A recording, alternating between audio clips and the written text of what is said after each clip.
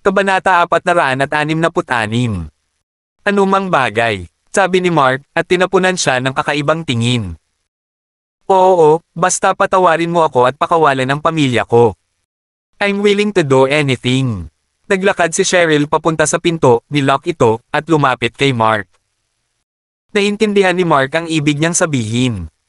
Isasakripisyo ba niya ang kanyang katawan? Sa totoo lang, si Cheryl ay isang perpektong babae na may petit.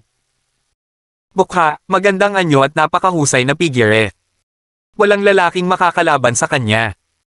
Lalo na ngayon, nawala na ang kay-abangan niya at naging mas banayad na pag-uugali.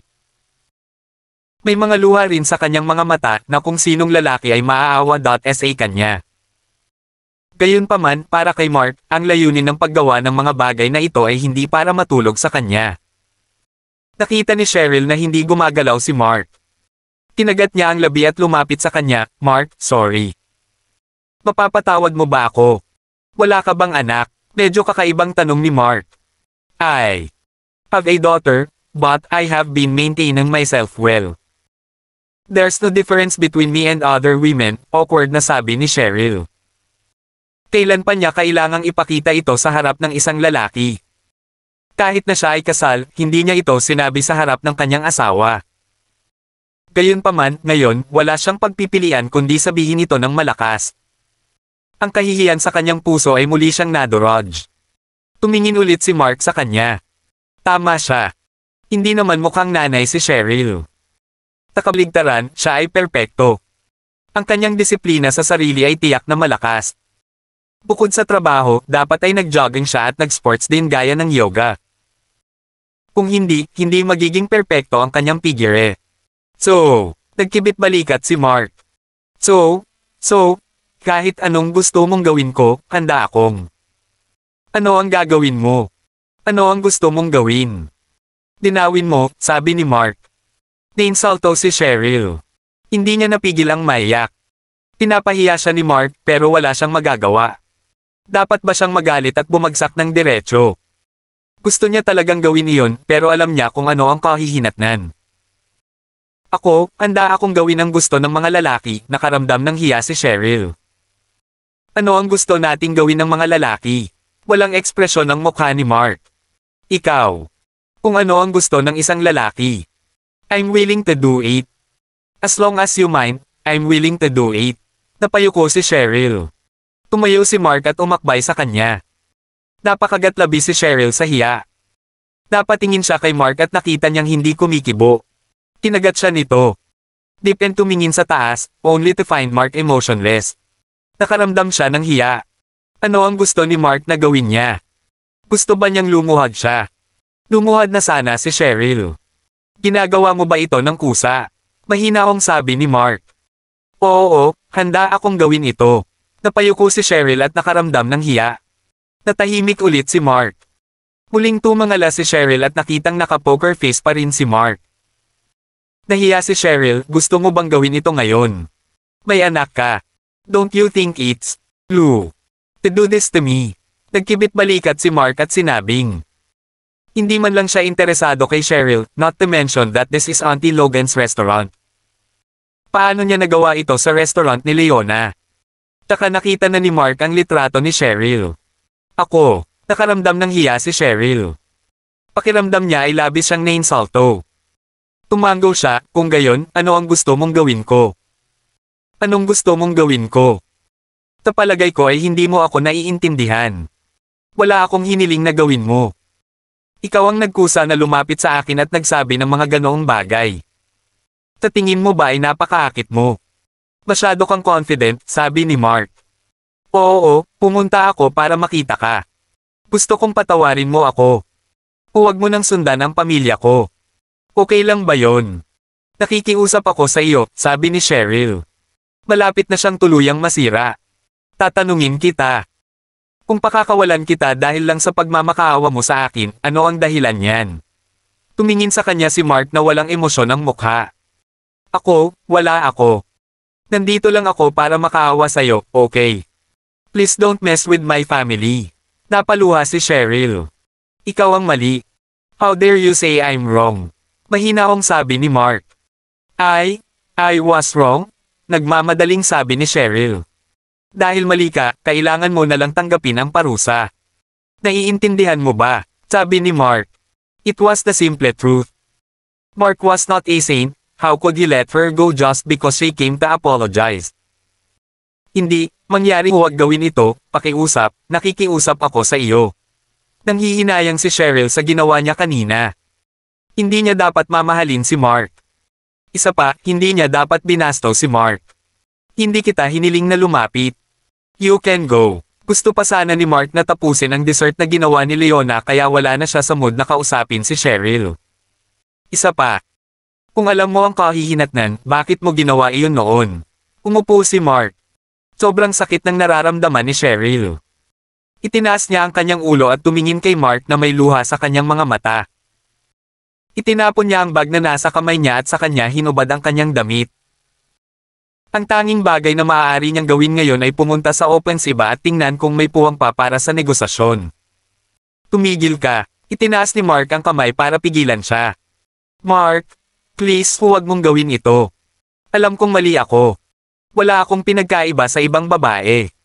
Ay, umiiyak na sabi ni Cheryl. Handa ba siyang patawarin siya pagkatapos niyang gumawa ng ganoong kalaking sakripisyo? Saan nanggaling ang tiwala mo? Umirap si Mark. Let me ask you, nakastay ka na ba dati sa Hotel Luna? Oo, nakapunta na ako dito. Noon, gusto ko, naalala ni Cheryl. Sino ang kasama mo sa pagtulog noong mga oras na iyon? Natulog ka bang mag-isa? O may kasama kang iba? Tanong ni Mark. Ang mga larawan sa kanyang kamay ay kinuha sa Hotel Luna tulad ng mga larawan mula sa isang surveillance camera. Gayunpaman, naisip ni Mark sa ibang pagkakataon paano magkakaroon ng surveillance camera sa silid ng hotel. At saka, kahit surveillance footage iyon, bakit sa kanya ipapadala ang mga larawan? Hindi ba napakakaiba? Thea, kasama ko si Thea, nagmamadaling sabi ni Cheryl. Bakit mo siya nanatili? Tanong ni Mark. Akala ko nakakaawa siya. Nandyan ka. Iyong palad sa mukha niya. Pakiramdam ko ay may ginawa siyang mali. Inaliw ko siya at hinayaan siyang manatili sa akin, sabi ni Cheryl. Napagkamalan ba siya? Mahinahong sinabi ni Mark, ano ang ginawang kasalanan sa kanya? Siya. Sabihin mo lang, sabi ni Mark. Tinabi niya na binugbog mo siya. Gusto mo siyang matulog, ngunit hindi siya pumayag, kaya binugbog mo siya, Cheryl hemmed and hawed. Bata pa si Brenda at mukhang nakakaawa noon. Na-touch si Cheryl at hindi niya kayang makitang ganoon kaagrabyado si Brenda. Sigurado na ngayon si Mark na ang Thea na sinasabi niya ay si Brenda Olmedo. Anong itsura nung babae? Tanong ni Mark. She's very beautiful, 18 years old, with long legs and flawless skin, Cheryl tried to recall as much as possible. Si Brenda talaga ang pinakamagandang babae na nakita niya, kaya labis siyang humanga.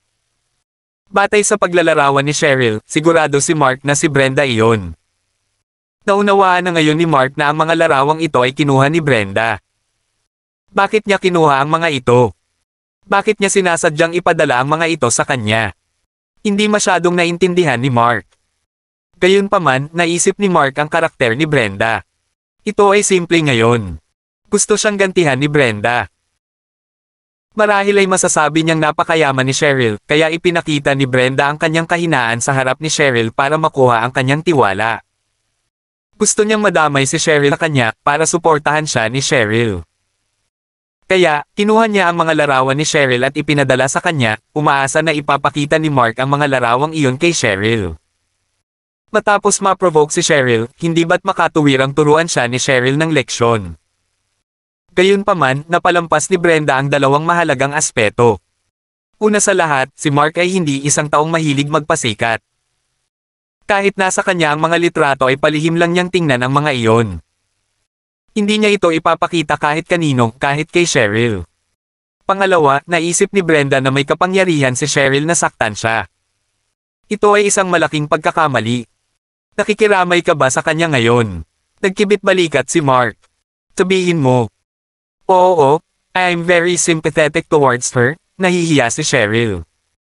Naisip niya, kasalanan mo na lang ang babae na magbabayad para sa kwarto at bugbugin siya. Anong uri ng pag-uugali ito? Nakakadiri. So, kinaiinisan mo na ako simula noon? Tanong ni Mark. Yes, I did. Pag-amin ni Cheryl. Are you kidding me? You hate me the first time you saw me, di ba? Patuloy na tanong ni Mark. Ako. Tama na. Na-offend ba kita noon? Hindi. Akala ni Cheryl ay minamaliit siya ng walang dahilan noong mga oras na iyon. Gusto daw niyang bilhin ang hotel kaya bakit minamalas siya nito? Alam mo ba kung ano ang ginawa ng babaeng kasama mo? Ngumiti si Mark. Kabanata 467. Anong ginawa niya? Si Cheryl, na puno ng hiya ang kanyang puso. Natigilan siya. Bakit nasabi yon ni Mark?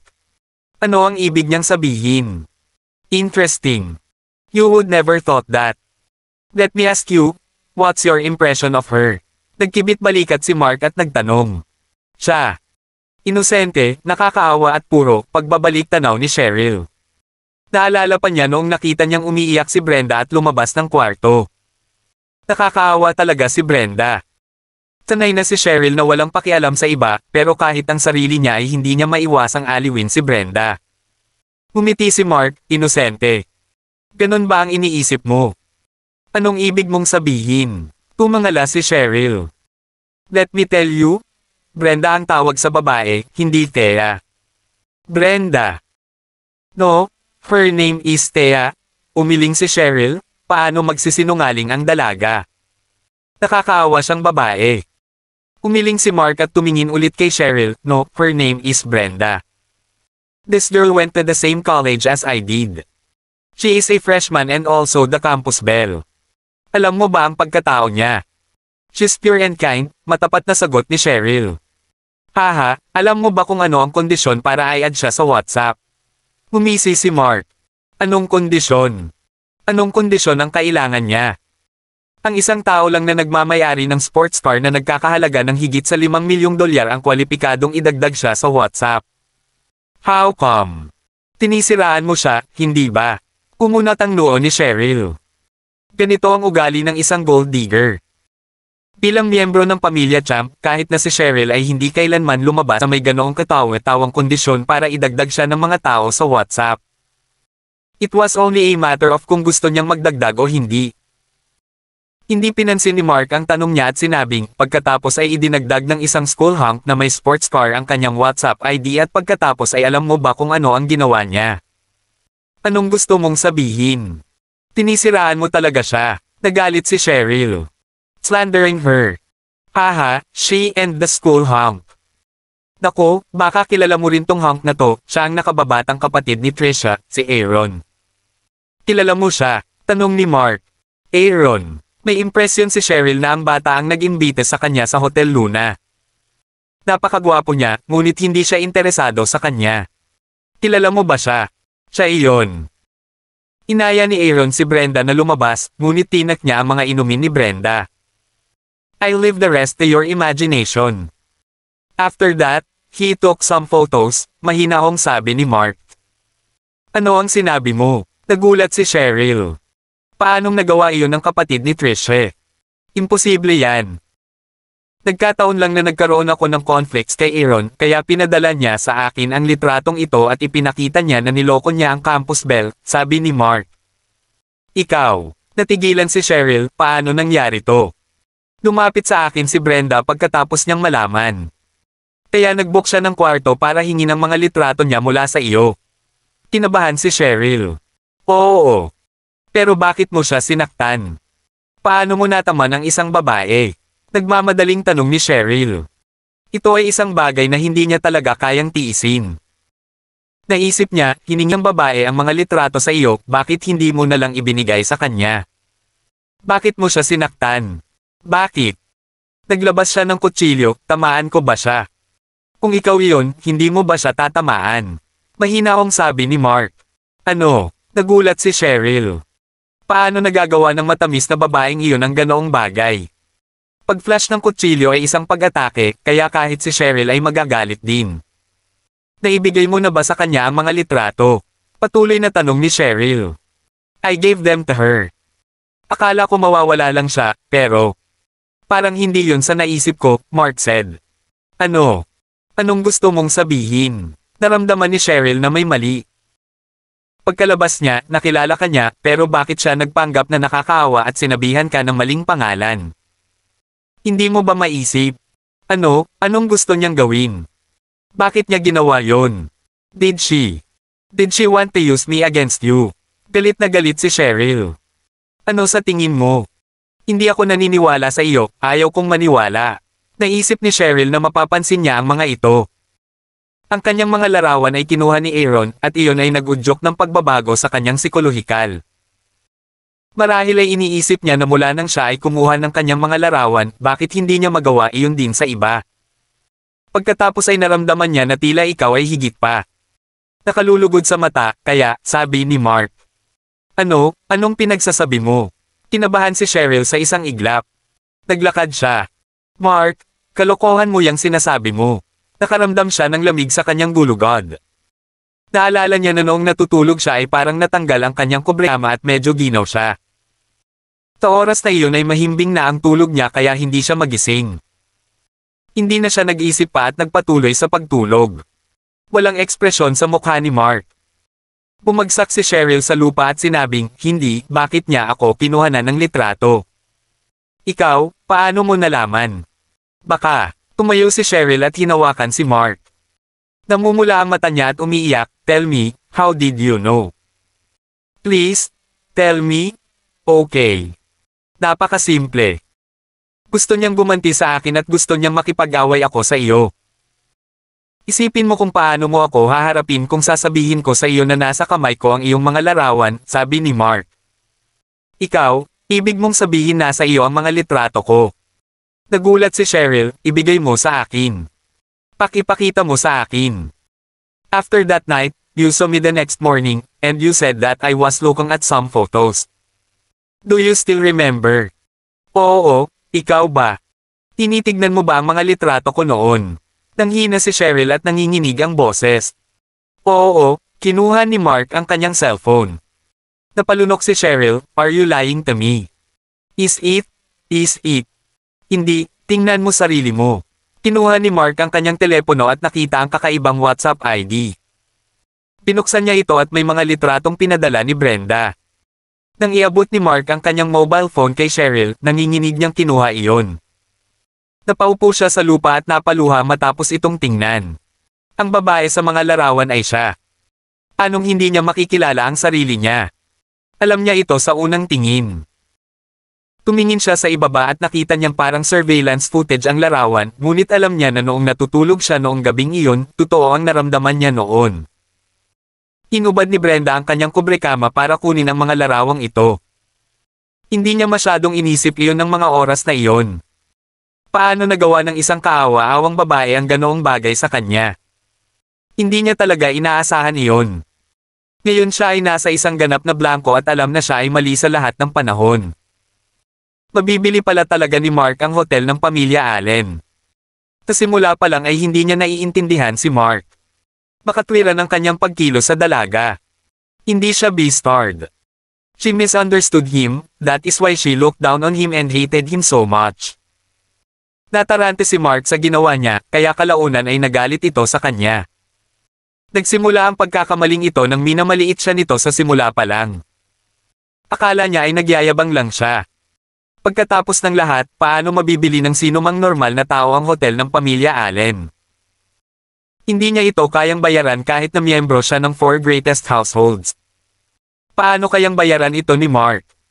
Gayunpaman, talagang kayang-kaya niya ito.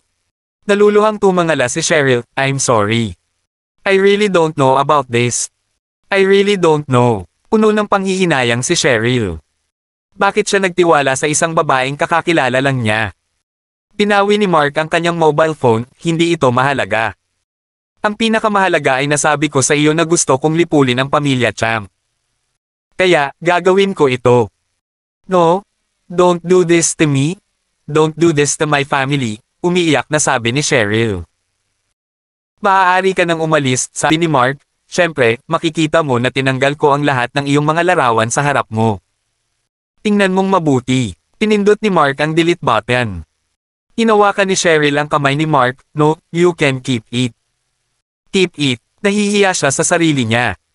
Nakonsensya siya dahil nakagawa siya ng malaking pagkakamali. Sa simula pa lang ay hindi na niya dapat minamaliit si Mark. Kung hindi, hindi niya gagawin ang mga pagkakamaling nagawa niya ngayon. Please keep them, umiiyak na sabi ni Cheryl. Inipon niya ang lahat ng lakas ng loob niya para sabihin iyon. Gusto ng sinumang babaeng nakatagpo nito na matanggal ang mga larawan sa lalong madaling panahon, ngunit anong karapatan niya na tanggalin ang mga ito? Kung pinanatili ni Mark ang mga larawan, ibig sabihin ba ay magkakaroon pa siya ng pagkakataon? No way, umiling si Mark. Nakita na ni Mark ang mga larawang ito at hindi na siya interesado sa mga ito. Wala siya sa mood na makita silang muli, ni ayaw niyang ikalat ang mga larawang ito. Bagamat tiyak na mayroon si Bettina ng lahat ng uri ng mga paraan upang maikalat ang mga larawang ito kung utos niya. Ang mga larawang ito ay makikita ng maraming tao at nagdudulot ng kahihiyan sa pamilya Champ. Gayunpaman, ayaw ni Mark na gawin ito dahil hindi niya naisip na kailangang gawin iyon. Iyon lang. Gusto lang niyang gawing bangkarota ang pamilya Champ. Bakit kailangan niyang ikalat ang mga larawang ito? Ayaw ni Mark na gawin iyon. No, keep them. Please keep them? Okay. Inawakan ni Cheryl ang kamay ni Mark at umiiyak na nagmamakaawa. Matagal na pala niyang nakita ang katawan nito. Hindi, umiling si Mark. Isa-isa niyang binura ang mga larawang ito sa harap ni Cheryl nang hindi nag-iiwan ng kahit isa. Bumagsak si Cheryl sa lupa, nakaramdam ng kawalan. Itinabi ni Mark ang kanyang telepono at sinabing, maaari ka nang umalis. Itinaas ni Cheryl ang kanyang maluhaluhang mukha at sinabi sa isang nasasakal na boses, paano mo ako mapapatawad? Handa talaga akong gawin ang lahat. Kailangan mo lang sabihin, gagawin ko. Kailangan mo lang lumabas, sabi ni Mark na may diretsong mukha. Nagdesisyon si Mark tungkol sa bagay na ito. Siguradong huhuberin niya ang yaman ng pamilya Champ. Gusto niyang mawala lahat ng sense of superiority ni Cheryl. Mark, tinakpan ni Cheryl ang bibig at umiyak. May anak akong babae, siya.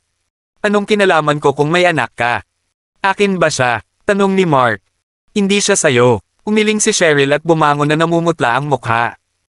Dahan-dahan siyang naglakad patungo sa pasukan, ang panghihinayang sa kanyang puso ay nagpamanhid sa kanya. Binuksan niya ang pinto at lumabas. Si Regan, na naghihintay sa labas, ay nakita ang kanyang pinsan na umiiyak ng malungkot. Tumakbo siya at tinanong, ano ang sinabi niya sa iyo, Cheryl? Did he? Pakiramdam niya ay may ginawa si Mark na kakilakilabot sa kanyang pinsan na may akap ang isang napakagandang babae, imposible. Para kahit sinong lalaki ang tumanggi sa kanya. Hindi niya ako ginalaw, nanlulumaw si Cheryl. Ano ang dapat niyang gawin ngayon? Sinabi ni Mark na gusto niyang gawing mahirap ang pamilya Champ at tiyak na magagawa niya iyon. Ito ay dahil si Mark talaga ang Samire sa pamilya Allen. Ang pagpapahirap sa pamilya Champ ay inspirasong cake lang para kay Mark. Kabanata 468. Ano? Bakit hindi kanya ginalaw? Hindi makapaniwala si Regan. Ay, hindi masabi ng malakas ni Cheryl. Dapat ba niyang sabihin na nakita na ni Mark ang kanyang katawan? Or should she say na ayaw sa kanya ni Mark dahil may anak siya? Wala siyang masabi. Anong ginawa mo ngayon lang? Cheryl, anong iniiyakan mo? Tell me. Desperado din si Regan. Nangangahulugan ang wasak na estado ni Cheryl na walang puwang para sa negosasyon. Wala siyang ginawa kundi may ipinakita lang sa akin. Then I realized that I've misunderstood him all this while. Dapat galit siya, pero naiiyak na sabi ni Cheryl. Pero ano? Sabi niya, dapat niyang ibasura ang pamilya natin, pagbagsak ni Cheryl. Sobrang lakas ng pressure kaya hindi siya makahinga. Ano? Hindi makapaniwala si Regan. Anong dapat nating gawin? Ano ang dapat nating gawin? Desperado si Cheryl. Umuwi na tayo at pag-usapan ito, tanging nasabi ni Regan. Dahil humihikbi ang pinsan niya, akala niya ngayon lang siya inabuso ni Mark, pero hindi pala. Wala silang magawa ngayon, kaya bumalik na lang sila at mag-usap. Tinulungan ni Regan si Cheryl na makauwi. Bumalik sa pamilya Champ. Umiiyak si Cheryl at ikinwento ang nangyari. Galit na sinampal siya ni Anthony. Bumagsak si Cheryl sa lupa. Ano ang ginawa mo? Ungol ni Anthony. Lahat ng miyembro ng pamilya Champ ay pinapagalitan si Cheryl. Ano ang nangyayari? Mawawala na ba ang pamilya Champ dahil sa ginawa ni Cheryl? Masyadong nakakatakot ang ganitong klase ng incrimination. Cheryl, look what you've done. Bakit mo siya ginawang ganyan? Tama. Hindi ka rin naman niya na-provoke. Mababa ang tingin mo sa kanya nung una kayong magkita. Bakit mo ginawa yon? How dare you said he is trash, bastard and targeted him. Kahit sino magagalit kapag ganito sila. Cheryl, anong ginawa mo? Ang ilan sa mga tao sa pamilya Champ ay nagalit, ang iba ay desperado at ang iba ay nanghihinayang lamang.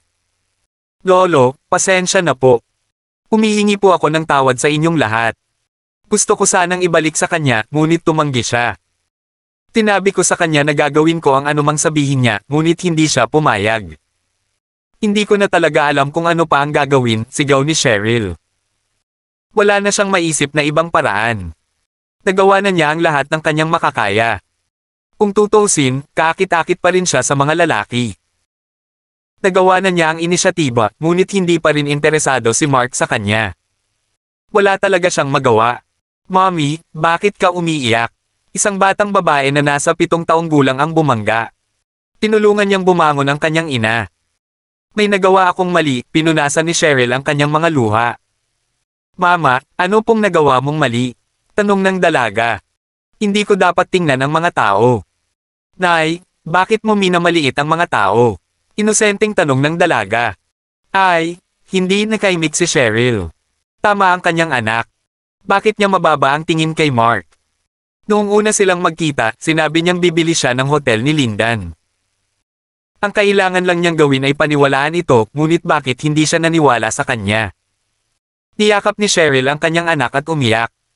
Cheryl, kailangan mong lutisin ang problemang ginawa mo. Kung hindi, huwag ka nang pumasok sa pintuan ng pamilya Champ. Galit na sabi ni Anthony.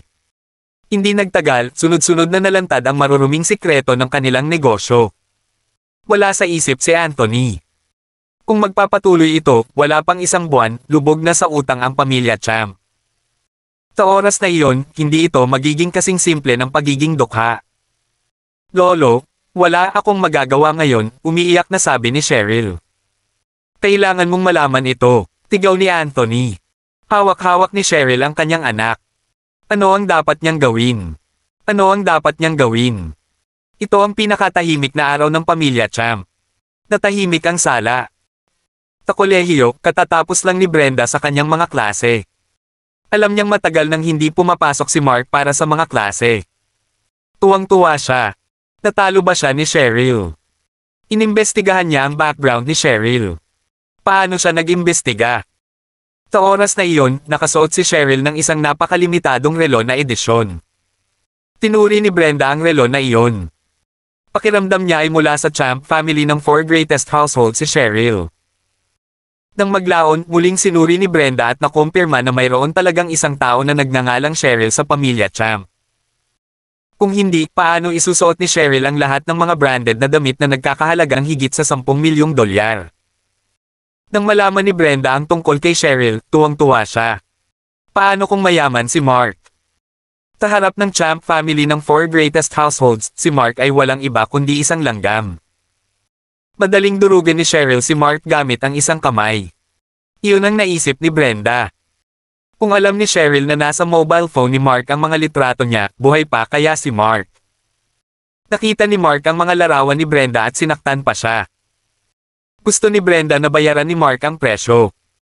Gayunpaman, nang kakasakay pa lang niya sa kanyang BMW, binuksan ni Brenda ang kanyang mobile phone upang tingnan kung may mga bagong aktibidad sa araw na iyon. Gayunpaman, nang magkaroon ng isang abiso sa balita, nag-click siya dito dahil sa pag-usisa at agad na natigilan. Ano ang nangyayari? Bakit tungkol sa pamilya Champ ang lahat? Anong nangyari? Nagpatuloy si Brenda sa pagbabrowse ng balita ng mahabang panahon. Laking gulat niya. Ang pamilya Champ ay nasa buong balita. Paano mahahanap ng pamilyang Champ ang napakalaking problema? Hindi tanga si Brenda, alam niya kaagad na ang pamilyang Champ ay naayos na, ngunit sino ang may kakayahang magtayo ng isa sa 4 na pinakadakilang sambahayan? Nagulat si Brenda. Sa pagdurusa ng pamilya Champ mula sa parehong panloob at panlabas na mga isyu, paano sila magkakaroon ng oras upang harapin si Mark? Naging madali si Mark. Talagang ayaw ni Brenda na makakita ng ganoong bagay. Nagmaneho siya papunta sa Hotel Luna at tiningnan ito mula sa malayo. Maayos naman ang lahat. Maayos ba si Mark? Pagkatapos ang lahat ng ginawa niya noon ay walang kabuluhan at talagang nakita ni Mark ang mga larawan ng libre. Galit na galit si Brenda. Tinamantala na talaga ni Mark ang sitwasyon, hindi siya nakatiis. Dapat niyang ipaalam kay Mark ang halaga ng pambubugbog sa kanya. Hindi niya kayang bitawan siya ng ganoon kadali. Nagsimula siyang mag-isip ng ibang paraan para makabalik kay Mark. Gayunpaman, habang nagbabrowse siya sa balita, nakita niya ang mga sekreto tungkol sa pamilya Champ na nalantad. Sino ang gumawa nito? Sino ang magkakaroon ng ganoong kakayahan upang gawin ito? Hindi moari ni Brenda. Napaisip siya saglit at hindi niya talaga moari kung sino ang utak nito. Ito ay hindi kapanipaniwala. Aalis na sana si Brenda, ngunit may nakita siyang kotse na papunta sa Hotel Luna. Patuloy siyang tumingin ng walang pag-aalinlangan, ngunit nakita niya ang isang babaeng may magandang figure na bumaba sa kotse. Sa paghusga mula sa kanyang likod, siya ay ganap na maganda. Sino kaya iyon? Tumalikod ang babae ng haggard at nagulat si Brenda. Si Cheryl iyon. Bakit siya nandito ng ganitong oras? Hindi ba't ang pamilyang Champ ay dapat na mapahamak sa ngayon? Bakit siya pumunta dito? Para mag-relax. Hindi moari ni Brenda, ngunit hindi niya magawang makita siya ni Cheryl. Kung alam ni Cheryl ang ginawa ni Brenda, ano kaya ang mangyayari kay Brenda? Maasahan na ito ni Brenda. Pero, bakit pumunta dito si Cheryl? Hinanap ba niya si Mark? Napangiti si Brenda sa sarili. Siguradong dumating si Cheryl para maghanap ng gulo kay Mark. Inaasahan ni Brenda ang isang magandang palabas. Mark, nagsisisi ka bang pretuhin mo ako ng ganyan? Kabanata 469. Habang pinapanood si Brenda, mas masaya siya. Hindi na siya makapaghintay na makitang magulo si Mark kay Cheryl. Noong huling beses siyang sinampal ni Mark, hindi nawala ang trauma na iniwan nito sa kanya. Kamakailan, napanaginipan niya ang lahat ng nakakabaliw na pagpapahirap na gagawin niya kay Mark. Gusto niyang maghaiganti. Ngayon tila ang pagkuha ng mga larawan ni Cheryl sa oras na iyon ay ang tamang desisyon. Naisip ni Brenda na dala niya ang mga orihinal na larawan. Kung kailangan niya ng pera, maaari niyang ibenta ang mga larawang ito at madaling makakuha ng 10-10 milyong dolyar. Kung tutuusin, si Cheryl ang pinakamagandang babae sa Champ family ng 4 greatest households. Siya ang rosa sa gitna ng hardin ng mga maharlika. Sino ba naman ang hindi gustong makita ang mga litrato ng babaeng ito? Sa sandaling ibunyag niya ang mga larawan, magkakaroon ng maraming mga tao na lalaban para sa kanila. Tuwang-tuwa si Brenda. Nang makita ni Brenda si Cheryl na pumasok sa hotel, medyo nagseselos siya. Nitong mga nakaraang araw, may ilang babaeng mas maganda sa kanya ang nagpakita, kasama sina Lilibet at Cheryl. Lahat sila ay mga kagandahan. Si Cheryl ay nakasuot ng mga high-end na damit na nagpakita ng kanyang mahusay na figure. Napatingin si Brenda sa likod niya at lalo siyang naiinggit. Humph, kapag ako ay kaedad mo, tiyak na mas maganda ang figure ko kaysa sa iyo. Ngumuso si Brenda. Hindi pa siya umabot sa edad na 20 kaya may puwang pa siya sa paglaki. Bilang karagdagan, siya ay nagsasanay ng yoga at paggawa ng mga squats upang mapanatili ang isang perpektong hugis ng katawan. Kung siya ay nagpatuloy sa pagsasanay, walang makakapantay sa kanyang katawan kapag siya ay umabot sa kanyang 20s. Napaka-confident ni Brenda. Pero maya-maya, nakita niyang lumabas si Cheryl, parang mas haggard pa ang mukha niya. Ano ang nangyayari? Oo, wala talagang choice si Cheryl. Gusto niyang magmakaawa kay Karen, pero bakit siya makikita ni Karen? Isa pa, nasa ibang bansa pa si Karen kaya mas maliit ang posibilidad na magkita sila. Malungkot na lumabas si Cheryl. Ang totoo, hindi niya inaasahan na mapupunta siya sa ganoong sitwasyon. Mamantong hininga siya at umupo sa kanyang sasakyan, umiiyak sa katahimikan. Matapos ang ilang araw na ito, nasira na siya. Ano ang dapat niyang gawin? Tulala ng polala ang sitwasyon ng pamilya Champ. Hindi na sila makatagal. Nang dumating siya dito ngayon, gusto niyang puntahan si Mark, ngunit hindi siya makita ni Mark. Ang presyon ay hindi mabata. Pag-uwi niya, bugbugin siya. Papagalitin at sisisihin siya ng mga kapamilya niya. Noong nakaraang gabi, sinampal siya ng 3 matanda. Naging miserable talaga siya. Hindi niya napigilan, kaya tahimik niyang tiniis ang paghihirap. Ang tanging nagawa ni Cheryl ay ang umiyak nang mag-isa siya sa sasakyan. Anong gagawin ko? Tigaw ni Cheryl sa sarili. Hindi nakikita ni Brenda si Cheryl na umiiyak sa sasakyan mula doon. Naisip niya, anong ginagawa ni Cheryl? Hindi ba niya nakita si Mark? Anyway, hindi nakita ni Brenda si Mark kamakailan. Nagtago ba si Mark? Ha? Takot ka ba sa pamilya Champ kaya nagtago ka na parang pagong sa kabibi? Panunuya ni Brenda. Anong basura? Maaaring medyo mayaman siya ngunit sa harap ng isang behemoth tulad ng pamilya Champ, siya ay walang iba kundi basura. Mas masahol pa siya sa basura. Nagalit si Brenda. Maaaring magtago si Mark. Napakaduwag niya. Taglit na nanood si Brenda at nakita niya si Cheryl na nagmamaneho. Nalaman kaya ni Cheryl kung saan nagtatago si Mark. Haha. Hindi na makapaghintay si Brenda na makita ito. Tinundan niya si Cheryl mula sa malayo at nalaman niyang pumunta si Cheryl sa airport. Saan siya pupunta? Nagpa siya si Brenda na sundan si Cheryl para mas matingnan. At least, gusto niyang makita ng personal kung paano haharapin ni Cheryl si Mark. Kung gayon, magiging kontento na siya. Kung kaya niya, gusto pa niyang magpa-picture. Pumasok siya at nalaman niyang pribadong ruta ang tinatahak ni Cheryl, ibig sabihin ay sumasakay si Cheryl sa isang pribadong eroplano. Ano ang dapat niyang itanong? Inis na inis si Brenda. Gayunpaman, si Cheryl ay naglalakad sa kanyang harapan at siya ay nasa telepono. Tinabi ni Cheryl na pupunta siya kaagad sa Central City. Nasa Central City ba si Mark? Di man, how dare he hide in Central City? Mark, duwag yan. Bumili kaagad ng flight ticket si Brenda at handa nang umalis papuntang Central City. Wala naman siyang klase, kaya sumakay na rin si Brenda sa eroplano. Pagdating niya sa Central City, tiyak na hindi niya alam kung nasaan si Cheryl. Medyo naiinis siya. Gayunpaman, nakapunta na siya noon sa Central City. Noong tumatambay siya sa bar noong huling beses na nandoon siya, nagkaroon siya ng ilang kaibigan, na lahat ay may mga sports car na nagkakahalaga ng milyon-milyon. Ang ilan sa kanila ay nagdagdag sa kanya sa WhatsApp. Siya ay sumang-ayon, pagkatapos ng lahat, sila ay kwalipikado na maging sa kanyang WhatsApp. Gayunpaman, palagi silang hindi pinapansin ni Brenda. Sa mga mata niya, katuwaan lang ang mga lalaki. She took a selfie which happened to include the words, Central City, in the airport. She posted it on WhatsApp and said, hanging around in Central City. Pagka-post pa lang, may nag-reply agad. Uy beauty, pumunta ka na sa Central City. Sunduin kita. Nasa Central City din ako. I'll drive my sports car to pick you up. Ang kanyang WhatsApp ay patuloy na nagre-ring. Ilang beses silang tinignan ni Brenda at tumawa, tignan mo nga yung mukha mo, paano mo ako sasandulan? Gusto mo masusuka ako? At saka, ang pangit ng lokong ito at ang lakas ng loob mong sabihin na gusto mo akong sunduin. Go to hell. At ikaw, pandak at mataba, parang patatas, kahit ang lokong iyon ay mas gwapo pa sayo. At nagpapanggap ka pa rin. Gwapo. Naiinis na ako, ngumuso si Brenda. Mahigit 100 tao ang nagpadala sa kanya ng mga mensahe at lahat ay nagsabing gusto nila siyang kunin.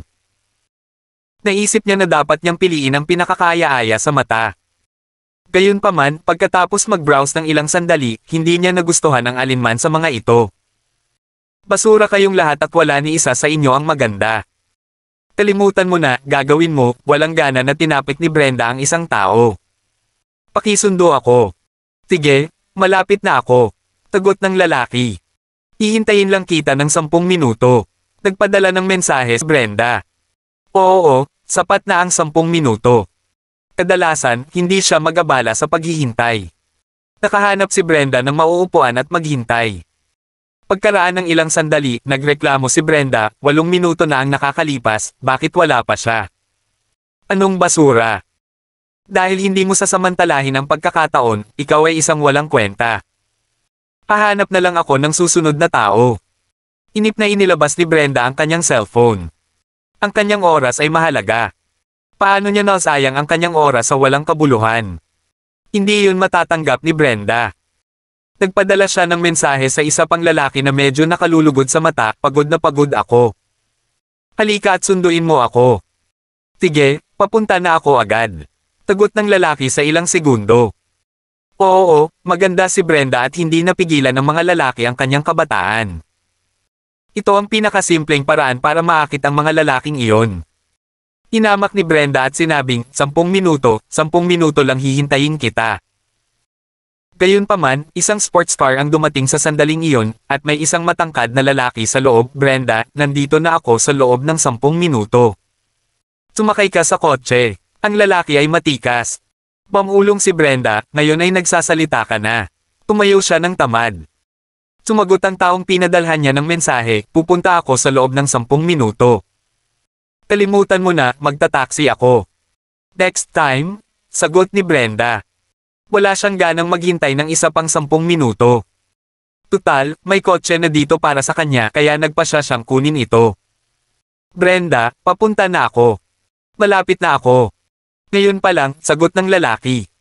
Tinatimad na sumagot si Brenda. Tingin mo tanga ako. Nag-message lang ako sa'yo at papunta ka na. Nagpapanggap ka. Inilagay niya ang kanyang cellphone sa bag, naglakad at sumakay sa kotse. Brenda, long time no see? Nakangiting sabi ng lalaki. Masyadong tamad si Brenda na magsabi ng higit pa sa, nagugutom ako. Well, I have already booked the best restaurant. Tere, kain na tayo. Nakangiting sabi ng lalaki. Nang nasa daan na siya, nakabook agad siya ng pinakamagandang restaurant. At least, gusto niyang maramdaman ni Brenda na pinahahalagahan niya ito. Kung hindi, paano siya magkakaroon ng iba pang mga pagkakataon? Okay, nakatingin si Brenda sa kanyang mobile phone nang lumingon sa kanya ang lalaki. Ilang buwan na silang hindi nagkita. Akala niya ay naging mas maganda ito at mas maganda ang figure. Siya ay talagang isang mapanlinlang na babae. Hindi na makapaghintay ang lalaki. Nang makarating sila sa isa sa pinakamagagandang restaurant sa Central City, tiningnan ito ni Brenda at naisip na katanggap-tanggap ito. Siya nga pala, sino ang pumutok sa pamilya Champ kamakailan? Casual na tanong ni Brenda. I don't know much about this, umiling ang lalaki. Oo, ang pamilya Champ ay na-target sa mga nakaraang araw at ang balita ay sa buong bansa. Gayunpaman, walang nakakaalam kung sino ang gumawa nito. I guess it was the work of the people from another two family, the man analyzed. Fine, I think the Champ family can still take it. After all, isa sila sa 4 greatest households, Brenda expressed her opinion. Gusto pa rin niyang harapin ni Cheryl si Mark. Kaya naman, ayaw niyang may mangyaring masama sa pamilya Champ. Kabanata 470. Totoo. Bagamat malubha ang sitwasyon, dapat na malampasan ito ng pamilya Champ, sabi ni Vincent. Ang pamilyang Champ ay isa pa rin sa 4 na pinakadakilang sambahayan. Tara, kain na tayo. Nagugutom na ako, sabi ni Brenda. Nagkibit balikat ang lalaki at tumango. Labis siyang natuwa nang makasalo ang isang magandang babae. Bumaba sila ng kotse at pumasok sa restaurant. Pumanga si Brenda sa restaurant. Sino ang may-ari ng restaurant na ito? Ang ganda ng interior design. Tanong niya. I know right. My dad's friend works as a manager here. This restaurant seems to belong to President Logan from Central City, the man Mark led. Si Leona Logan ang tinutukoy niya. Karamihan sa mga tao ay hindi alam na si Leona ang may-ari ng maraming negosyo sa Central City. Siya ay pinananatiling low profile. Presidente Logan. Hindi na nagabalang magtanong pa si Brenda. Naisip niya na si Pangulong Logan ay malamang na isang mahusay na boss. Hindi siya interesadong makilala si Leona. She just asked out of curiosity. Kumusta, young Master Woods? Sa ganitong paraan, pakiusap. Lumapit ang receptionist para pagsilbihan siya. Kilalang-kilala siya ng receptionist. Madalas na dinadala ni young Master Woods ang magagandang babae doon para kumain. Mayabang na sabi ng lalaki, well, Brenda, this way. Tinundan sila ni Brenda. Ang high-end na restaurant ay mukhang magarbong at komportable. Dinala silang dalawa sa isang table. Inayaan ng lalaki si Brenda na mag-order ng ilang pagkain at hindi nagtagal ay nagsimula na silang mag-chat. Ang taong ito ay nagkakahalaga ng higit sa $10 bilyong kaya naman tinanggap ni Brenda ang kanyang imbitasyon. Nakalulungkot, hindi siya kasing ganda ni Aaron. Ang pag-iisip kay Aaron ay ikinagalit ni Brenda. Siya ay sapat na matapang upang kumuha ng litrato sa kanya. Nangako si Brenda sa kanyang sarili na hindi na lang iinom. Ayaw niyang mahulog muli sa parehong bitag. Nga pala, narinig mo na ba ang tungkol sa pamilyang Orleans?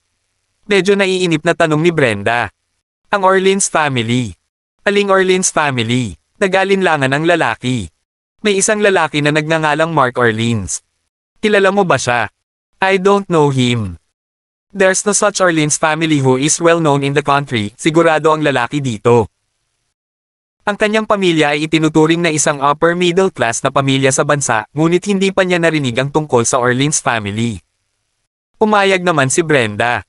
Walang-wala si Mark kumpara sa mga kilalang pamilya sa bansa. Ang mayroon lang siya ay ang plaza at ang hotel. Brenda, sino itong Mark na tinutukoy mo? Tanong ng lalaki. Duwag siya. May-ari ng plaza at 5-star hotel ang pamilya niya, sagot ni Brenda. Nako, kung gayon isa lang siyang karaniwang tao. Ano bang problema, Brenda? Na-offend ka ba niya? Galit ka ba sa kanya? Okay lang, sabihin mo sa akin kung nasaan siya. I'll ask him to kneel down and apologize to you. Dahil si Mark ay nagtatago sa Central City, nais ni Brenda na talagang hahayaan niyang targetin ng lalaking ito si Mark. Gayunpaman, ayaw niyang magkaroon ng pabor sa lalaki. Bagamat inalok ng lalaking ito na gawin ito, nasisiyahan si Brenda sa pagkakaroon ng pamilya champ na gawin ang trabaho para sa kanya. Ayos lang. Umiling si Brenda at ngumiti ang lalaki. Okay, Brenda? Pero alam mo, basta ni-request mo, papaluhod talaga ako kay Mark at hihingi ng tawad sa'yo. Sumagot si Brenda, bueno, alam ko ang iyong kapangyarihan. Agad na inihain ang mga pagkain. Tinikman ni Brenda ang ilan sa mga pagkain at nakitang masarap ang mga ito. Tapos, binalik niya ulit ang phone niya. Kailangan niyang alamin kung saan nagpunta si Cheryl. Gusto niyang masaksihan si Mark na binugbog ni Cheryl.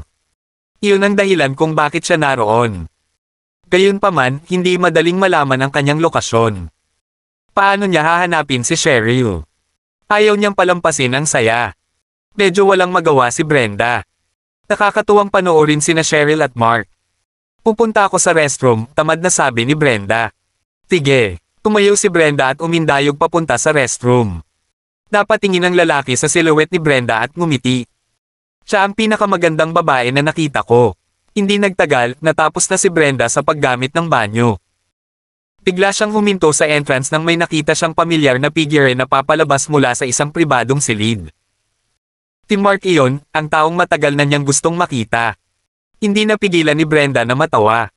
Lumabas na si Mark sa banyo. Bakit dito pa siya nagtago? Wala na siyang mga litrato sa kanya, kaya ano ang dapat ikatakot? Napangisi si Brenda. Hindi niya inaasahan na makakabangga niya si Mark. Stupid, alam mo bang ako ang pinuntirya mo? Naisip niya. Kung alam mo lang na ako ang kumuha ng litrato ni Cheryl at dinala ka sa gulo na ito, nabaliw ka na. Natuwa si Brenda. Lumapit si Mark. Si Leona ang nag-aalaga sa kanya nitong mga nakaraang araw. Pagkatapos kumain, magsasanay siya. Nag-enjoy si Mark sa routine. Gayunpaman, nakonsensya si Mark na hindi pa nakikitungo si Leona sa mga gawain ng kanyang kumpanya. Naisip niya na dapat siyang maglaan ng oras para lutisin ang mga pangyayari kasama si Leona. Kung hindi, hindi siya mapakali. Nandito ka rin. Gayunpaman, isang pamilyar na boses ang narinig. Nagulat si Mark. Tumangala siya at nakita niya ang isang magandang babae na may mapanuksong mukha. Brenda. Siya. Napatulala si Mark. How dared na magpakita siya sa harap niya. Ano ba ang ginawa niya? Bakit ka nagtago dito? Ngumiti si Brenda. Tago. Kakaiba ang naramdaman ni Mark. Bakit siya napunta sa Central City? Pagtatawanan ba siya nito? Ngumisi si Brenda. Tinusubukan pa niyang magpanggap, hindi ba? Bakit ka tumatawa? Natarante si Mark. Ano ang gusto ng babaeng ito? Kung nahuli siya ni Cheryl, mapahamak si Brenda. Natatawa ako sa'yo, pagmamalaki ni Brenda.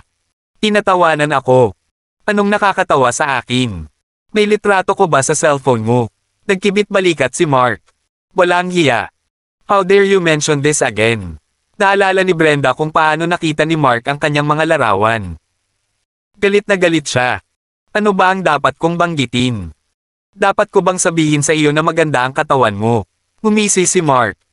Bagamat hindi maihahambing kay Sarah, maganda naman talaga ang katawan ni Brenda. Takasamaang palad, ang kanyang mga larawan ay tinanggal. Pumunta ka sa H2. Beastard. Nagtaas ng kamay si Brenda sa galit, gustong sampilan si Mark. Napaatras si Mark at na-miss ni Brenda ang kanyang target. Si Mark ay hindi naabala sa kanya. How dare this woman show up in Central City? Hindi niya alam na galit si Cheryl sa kanya sa mga oras na ito, hindi ba? Mark, alam mo bang niloko kita? Galit na galit si Brenda. Niloko mo ba ako? Paano? Gustong tumawa ni Mark. Ano kayang iniisip ng babaeng ito? Nagpapanggap ka pa. Siguradong takot ka na talaga ngayon. Nadama ni Brenda na dapat niyang hilingin kay Cheryl na lumapit at harapin kaagad si Mark.